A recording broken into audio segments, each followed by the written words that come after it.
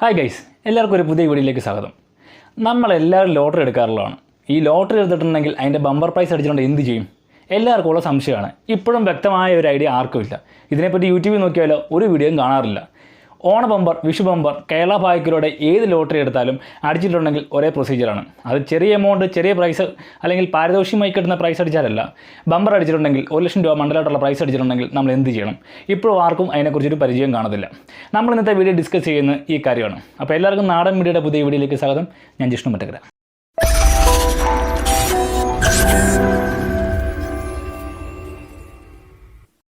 ആദ്യം തന്നെ നമുക്ക് കുറച്ച് വസ്തുതകൾ പരിചയപ്പെടാം. ഒന്നാമതായിട്ട്, നമ്മൾ ലോട്ടറി എടുക്കുമ്പോൾ ലോട്ടറിയുടെ പിൻവശത്തായിട്ട് ഈ ഒരു ഭാഗത്തായിട്ട്, അതായത് നമ്മുടെ ഈ ഒരു ഭാഗത്തായിട്ട് ലോട്ടറി അടിക്കുമെങ്കിലും ഇല്ലെങ്കിലും തന്നെ നമ്മുടെ പേരും അഡ്രസ്സും സിഗ്നേച്ചർ ഇട്ട് വെക്കുക.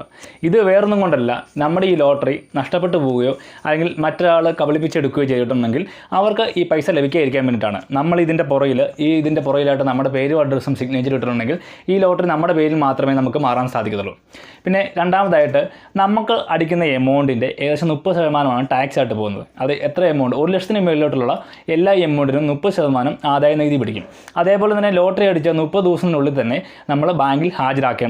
ഇതെല്ലാമാണ് ഒരു ലോട്ടറി അടിച്ചിട്ടുണ്ടെങ്കിലുള്ള ജനറൽ കണ്ടീഷൻസ്.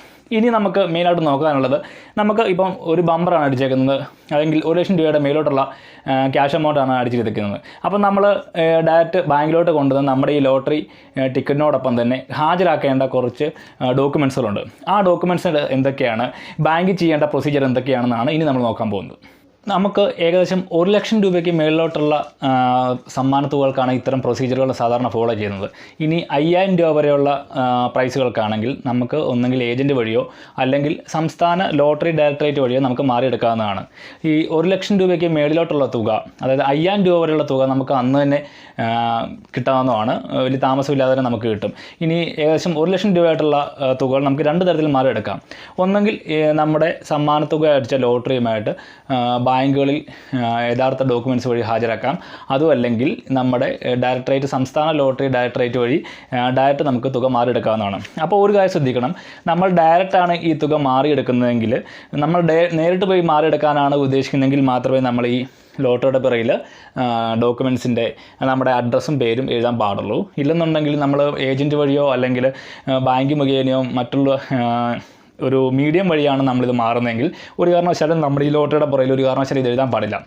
പിന്നെ നമ്മളിപ്പം ലോട്ടറി അടിച്ചു കഴിഞ്ഞിട്ടുണ്ടെങ്കിൽ നമ്മൾ ബാങ്കിലോട്ട് ചെല്ലുമ്പോൾ, ഇപ്പോൾ ബാങ്കാണ് എല്ലാവരും ചൂസ് ചെയ്യാൻ സാധ്യത. ഇനി ഡയറക്റ്റ് പോയി സംസ്ഥാന ലോട്ടറി ഡയറക്ടറേറ്റ് മുഖേനയാണ് എടുക്കുന്നതെങ്കിലും ഇതേ സെയിം പ്രൊസീജിയറും ഇതേ ഡോക്യുമെൻറ്റ്സുമാണ് വേണ്ടത്.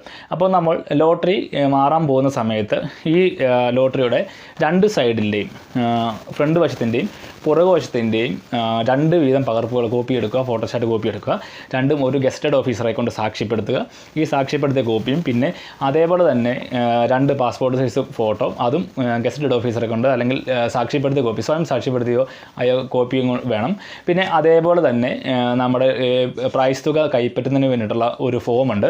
നമുക്ക് സംസ്ഥാന ലോട്ടറിയുടെ ഡയറക്റ്റ് കേരള ലോട്ടറി എന്നുള്ള സൈറ്റിൽ നിന്ന് നമുക്ക് ഡൗൺലോഡ് ചെയ്യാൻ പറ്റും. ഞാൻ ഇതിൻ്റെ ഡിസ്ക്രിപ്ഷനിൽ ഇതിൻ്റെ ഡീറ്റെയിൽസ് കൊടുത്തേക്കാം.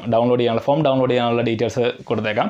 അവരിൽ നിന്ന് ഡൗൺലോഡ് ചെയ്ത് കൃത്യമായി അപേക്ഷ പൂരിപ്പിച്ച് നമ്മൾ ഈ ഡോക്യുമെൻറ്റ്സും ഇതിൻ്റെ കൂട്ടത്തിൽ നമ്മുടെ ലോട്ടറിയുടെ ഒറിജിനലും അതേപോലെ തന്നെ 2 അറ്റസ്റ്റഡ് കോപ്പി, ഫോട്ടോ ഇതുമായിട്ട് കൊടുക്കേണ്ടതാണ്. അതേപോലെ തന്നെ നമ്മളിപ്പോൾ പ്രായപൂർത്തിയാകാത്ത ആൾക്കാണ് ഈ ലോട്ടറി അടിച്ചെങ്കിൽ, 18 വയസ്സ് താഴെയുള്ള ആൾക്കാണ് ലോട്ടറി അടിച്ചെങ്കിൽ രക്ഷിതാക്കളുടെ സമ്മതപത്രം വേണം.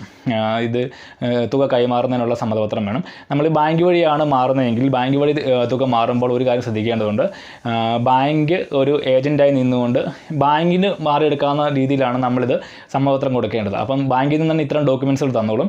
ഈ ഡോക്യുമെൻറ്റ്സിൽ നമ്മൾ ഒപ്പിട്ട് കൊടുത്താൽ മാത്രം മതി. അപ്പം കൊടുക്കുമ്പോൾ ബാങ്കിന് ആ പൈസ വാങ്ങാനും, അതായത് നമുക്ക് തരാൻ വേണ്ടിയിട്ടുള്ള പൈസ ഏറ്റെടുക്കാനും നമുക്ക് തരാനുള്ള ഒരു അതോറിറ്റി ആയിട്ട് നമ്മൾ ബാങ്കിനെ ഏൽപ്പിക്കുന്നു. അപ്പം ഇതിനുള്ളൊരു സാധ്യത നമ്മളൊരു പെർമിഷൻ ബാങ്കിന് കൊടുക്കുന്നുണ്ട്. ബാങ്കിന് കൊടുക്കുമ്പോൾ ഈ ഫോംസ് എല്ലാം ബാങ്കിൽ നിന്ന് തന്നെ നമുക്ക് ലഭിക്കുന്നതാണ്. ഏതൊക്കെ ബാങ്കുകളിലായിരിക്കണം നമ്മൾ ഇത്തരം ലോട്ടറികൾ കൊണ്ട് കൊടുക്കുന്നതെന്നാണ്. അതായത് ഏത് നാഷണലൈസ്ഡ് ബാങ്കുകളിലും ഏത് കോർപ്പറേറ്റ് ബാങ്കുകളിലും വേണമെങ്കിലും നമുക്ക് നമ്മുടെ ലോട്ടറി സബ്മിറ്റ് ചെയ്യാവുന്നതാണ്. ഈ പ്രോപ്പർ ഡോക്യുമെൻറ്റ്സോട് കൂടി തന്നെ നമ്മൾ ഈ ലോട്ടറി സബ്മിറ്റ് ചെയ്യുകയാണെങ്കിൽ നമുക്ക് പൈസ മാറി കിട്ടുന്നതാണ്.